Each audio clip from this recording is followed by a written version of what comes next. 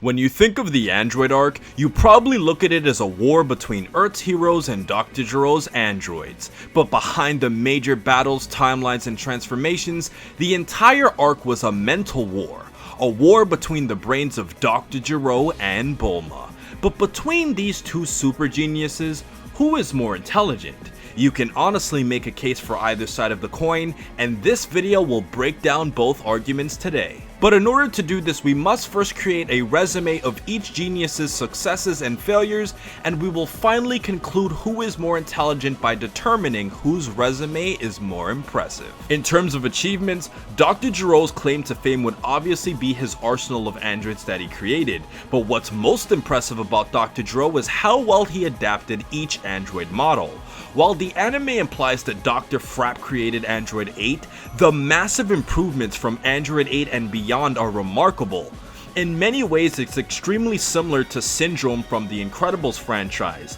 Each Omnidroid improved or adapted due to its previous weaknesses, but the mere fact that certain models had the power to absorb energy while other models had infinite energy illustrates the level of intellect necessary to even model these androids. In addition, when you think of power scaling, it's a major accomplishment to create an object capable of wiping out planets and fighting on par with supremely powerful beings. While other characters dedicate their lives to training and learning new transformations, Dr. Gero was developing planet busters, and when you consider how many models Dr. Gero developed from the introduction of Android 8 all the way up to 19 and 20, he made these models rather quickly when you look at the time span of how many androids were produced. Furthermore, when you dig through Dragon Ball lore, it's revealed that Dr. Gero turned himself into an android through surgery with the help of Android 19. And considering the fact that he was able to put his own brain into an artificial body is an insane transition. So not only did he have to go through the process of creating an android, but he also had to program the android to do surgery on himself. And on the subject of Dr. Gero's biggest claim to fame, we have to discuss the development of Cell. And while it was actually Dr. Gero's supercomputer that finished the production of Cell, he still gets credit for creating a computer capable of creating such a creature. And not only did he successfully spy on the Z-Fighters with his spy robots, but Cell is created with the optimal abilities of Earth's greatest heroes. And Cell's ability to adapt and gain techniques that weren't originally programmed into him, like the instant transmission, make him a true freak of nature. And the ability to absorb others such as the androids and biological creations makes Cell's fighting potential infinite. So in essence, Dr. Gero truly created the perfect adaptive killing machine when he designed Cell. And last but not least, whether you want to talk about how canon it is, it's still very impressive that both Dr. Gero and Dr. Mew were able to produce a version of Android 17 while living in hell. Like, when you actually consider the type of resources that you have in hell, trying to conceive the concept of creating an android while you're in there will make your brain explode. But as we move on to Bulma, since she's been in the series since the very beginning, there's an even larger laundry list of developments that she's been involved with. However, for key inventions, she obviously has the Dragon Radar, and even though the Red Ribbon Army had a less effective version of the Dragon Radar, Bulma was the key character that created this device that would help the characters make these powerful wishes. In addition, one thing that gets lost about Bulma is the fact that she has an ability to understand and interpret alien technology. In early Dragon Ball Z, Bulma was able to take a dead Raditz's scouter and rework it to interpret battle powers with Earth symbols. And while this invention may not have actually changed the course of history, it's an impressive feat that gets underlooked amongst her other feats. In addition, she was also able to use Kami's spaceship that was sent to Earth and program it in a way to allow herself, Krillin, and Gohan to travel to Namek. And when you consider how old the spaceship was, in addition to the small amount of time that Bulma had to plan for the trip to Namek, it's extremely impressive that she was able to accomplish this. And since Kami was dead, the one person who could have helped her the most wasn't able to actually do so, and she relied on the assistance of Mr. Popo to go through with this. And while we're on the subject of interpreting intelligent creations, Bulma was also able to create a shutdown device to destroy androids 17 and 18 in 2 different timelines for the original Future Trunks and for Krillin in the present timeline.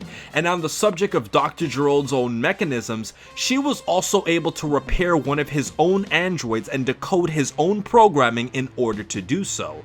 And while the majority of this was shown much more in the anime than in the manga, it can still be added to Bulma's resume. And finally, Bulma's greatest claim to fame in Dragon Ball history is the fact that she created a time machine. But what's most impressive about this is that she did this in a timeline where she had extremely limited resources. And this invention was so complex that not even the present Bulma was able to understand her own creation without notes.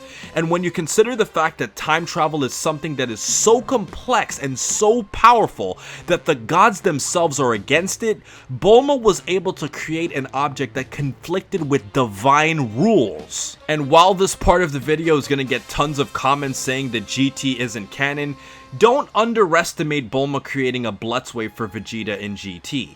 She was able to create a device that produced a type of energy strictly for Saiyan evolution, and when you consider that Vegeta didn't have a tail in GT, had she not invented that machine, Earth would have been doomed from Omega Shenron much earlier. So while this wasn't part of the original continuity, it's definitely worth mentioning in terms of feats. But while we've talked about all of the successes that Bulma and Dr. Gero have had, we also have to talk about their shortcomings. And in the case of Dr. Gero, he's had quite a few failures despite his brilliance. To begin, he had major issues controlling both Android 17 and 18 in 2 different timelines. And while you can argue that it was because of their human free will, Dr. Gero should have never have attempted to convert them to androids knowing the huge risks that were involved. And even if the enhanced versions of 17 and 18 were eventually supposed to be used for Cell's transformation, the creation of them as cyborgs ultimately led to his downfall twice. And you should think that a person as smart as Dr. Gero would have a better method of controlling them other than creating a shutdown device that they simply took from him themselves. We ultimately have to talk about Cell's major design flaw. While we can make an entire video discussing this, the dominant personalities that made up Cell ultimately killed him in the end. Cell never needed to make a tournament to test his own power, he never needed to provoke Gohan into becoming a Super Saiyan 2, and he never needed to tell Piccolo everything about himself in their conversation. His overconfidence and ego was ultimately what led to his downfall, and if you blame Dr. Gero's computer for creating his personality, you're also directly blaming Dr. Gero. Also, why didn't Dr. Gero make himself the strongest android? For those of you who argue against this, Android 16 was the strongest out of 16, 17, 18, 19, and 20, and he was 100% artificial, which means Gero has the resources to make an android artificially that is stronger than all of the other ones. In addition, while 17 and 18 were cyborgs, it was stated in Gero's android guide in the manga that 18's power was reduced compared to her brother 17. This all shows that Gero is perfectly capable of manipulating how strong or weak an android can actually be. And if you're a super genius, why wouldn't you make yourself stronger than your own creations in case they ever turned on you? Or in case these creations ever malfunctioned? And this ultimately was another reason that led to Dr. Gero's downfall against 17 and 18, because he made androids that were actually stronger than himself. However, when it comes to Bulma, there's really only one huge mistake that she made when it comes to technology and inventions, and it's the very same fact that she made a time machine. You see, while a time machine was able to create a better timeline and avoid many of the problems of the future, it also inadvertently led to Cell killing her own son and creating issues in multiple timelines. In addition, it also led to the conflict of Zamasu and Goku Black. And while you could argue that Bulma did her best to try and save people, it actually had the opposite effect. While Bulma was originally trying to save planet Earth from the androids, this sequence of events eventually led to the entire universe getting erased and her own son dying several times as a result.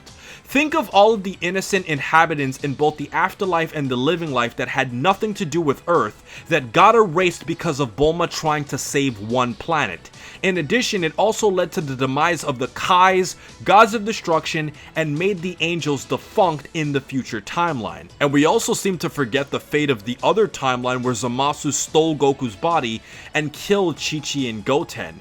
So while her time machine was a brilliant invention that helped the present timeline, it led to an even worse future timeline where everybody got erased. And after Trunks and Mai eventually decided to travel and make an even better timeline, who knows how that may eventually turn out. That might eventually go into a negative direction as well, and if this eventually happens, that would be a part of Bulma's fault. So ultimately, Bulma's greatest achievement is by far her biggest failure. So ultimately, when you boil down the genius of Bulma vs Dr. Gero, it's truly a great debate. One was able to create insanely complex killing machines, while another defied the laws of the universe. But in a head-to-head matchup, who should actually get the edge? Well, although time travel had a lot more long-term issues than benefits, Bulma ultimately won the war against Dr. Gero in the present timeline.